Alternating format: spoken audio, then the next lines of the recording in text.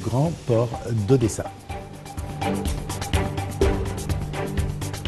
Les informations en détail. Le président Abdel Fattah el-Sisi a reçu aujourd'hui son homologue somalien Hassan Sheikh Mahmoud au palais de l'Ittihadiyya au Caire. Une cérémonie d'accueil officielle a été réservée au président somalien. Les deux leaders africains ont passé en revue la garde d'honneur. Les hymnes nationaux des deux pays ont été joués. Il s'agit de la première visite en Égypte du président somalien depuis sa prise de fonction en juin dernier. Le point. Le président Abdel Fattah el-Sisi a reçu aujourd'hui son homologue somalien Hassan Sheikh Mahmoud au palais de l'Ittihadiyya au Caire. Il s'agit de la première visite en Égypte du président somalien depuis sa prise de fonction en juin dernier. Les deux présidents ont tenu une conférence de presse. Le président el-Sisi a souligné que l'Égypte et la Somalie jouissaient de relations distinguées dans tous les domaines.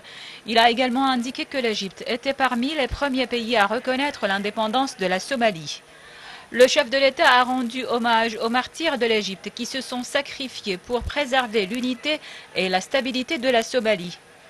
Il a d'autre part souligné que ces discussions avec le président somalien ont dévoilé la convergence de vues entre les deux pays sur les divers dossiers bilatéraux et régionaux d'intérêt commun. El-Sisi a ajouté que les discussions ont porté sur les moyens de promouvoir les relations bilatérales dans tous les domaines, ainsi que les moyens de relever les défis que confrontent la région et le monde en général. Le président el-Sisi a confirmé qu'il s'était mis d'accord avec son homologue somalien sur le renforcement de la coopération bilatérale, en particulier dans les domaines du commerce, de l'enseignement et de la lutte contre le terrorisme et l'extrémisme. El-Sisi a aussi indiqué avoir évoqué le dossier du barrage éthiopien de la Renaissance avec le président somalien. Les deux leaders ont convenu que les politiques unilatérales sont très dangereuses, affirmant la nécessité d'aboutir à un accord légal contraignant sur le remplissage et le fonctionnement du barrage. Pour sa part, le président somalien Hassan Sheikh Mahmoud a également salué les efforts intensifs déployés par l'Égypte pour préserver la stabilité et la sécurité de la Somalie et pour son soutien pour qu'elle affronte les défis. Le Premier ministre Moustapha Madbouli a tenu une réunion avec les ministres des pays membres de l'initiative du partenariat industriel intégral qui regroupe l'Égypte, les Émirats arabes unis et la Jordanie. Avant la réunion, le Premier ministre a accueilli le ministre de l'Industrie et de la technologie avancée aux Émirats et le chef exécutif de la compagnie ADNOC, Dr Sultan Al-Jaber. Ceci a eu lieu en marge de la deuxième réunion du Haut Comité de l'initiative du partenariat industriel intégral tenue au Caire. La réunion vise à discuter un certain nombre d'opportunités d'investissement entre les deux pays. Le Premier ministre a souligné lors de la réunion que les relations égypto-émiraties témoignent d'une nouvelle ère de coopération et d'intégration économique. De son côté, Sultan Al-Jaber a affirmé l'attribution de 10 milliards de dollars de la part de la compagnie holding d'Abu Dhabi dans le but d'activer les projets de partenariat égypto-émirati-jordanien. Il a ajouté qu'il aspire à entrer au marché égyptien et à investir dans un certain nombre de secteurs, notamment le marché du gaz égyptien.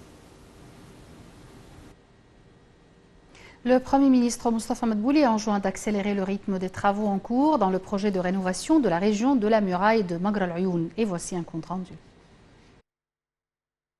Lors d'une visite sur le chantier du projet de rénovation de la région de la muraille de Maghra al-Ayoun, le chef du gouvernement Moustapha Madbouli a souligné que cette région est d'une importance historique majeure et que ce projet visait à préserver la valeur du Caire en tant que destination touristique et culturelle distinguée.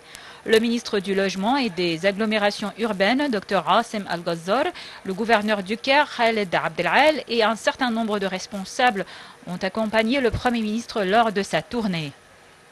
Au cours de sa visite, le chef du gouvernement a inspecté les travaux de démolition dans les alentours de la région de Sour Maghra al-Ayoun.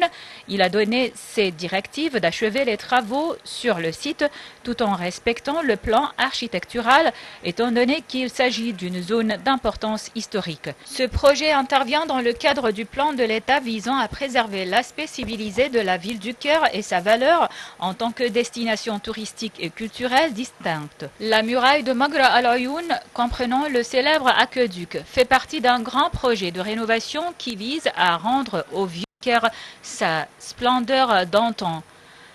Bien que la restauration ait commencé en 2005, elle a été interrompue à plusieurs reprises, faute de financement ou à cause de la révolution, mais les travaux ont repris en juillet 2019. Le ministère du Tourisme et des Antiquités a entamé la restauration et le réaménagement du site pour le rendre accessible aux visites touristiques, en parallèle aux travaux de développement de toute la région. Les organes du ministère de l'Intérieur ont poursuivi cette semaine leur campagne sécuritaire au niveau de la République pour faire face au hors de la loi, aux activités illégales qui impactent l'économie nationale du pays. Les opérations sécuritaires de cette semaine ont inclus les crimes liés au secteur de l'électricité, des fonds publics, des antiquités, des impôts et du trafic routier. Les Tunisiens votent aujourd'hui par référendum sur une nouvelle constitution. La Tunisie est confrontée à de graves difficultés économiques aiguisées par le Covid et la guerre en Ukraine, dont elle dépend pour ses importations de blé. Les détails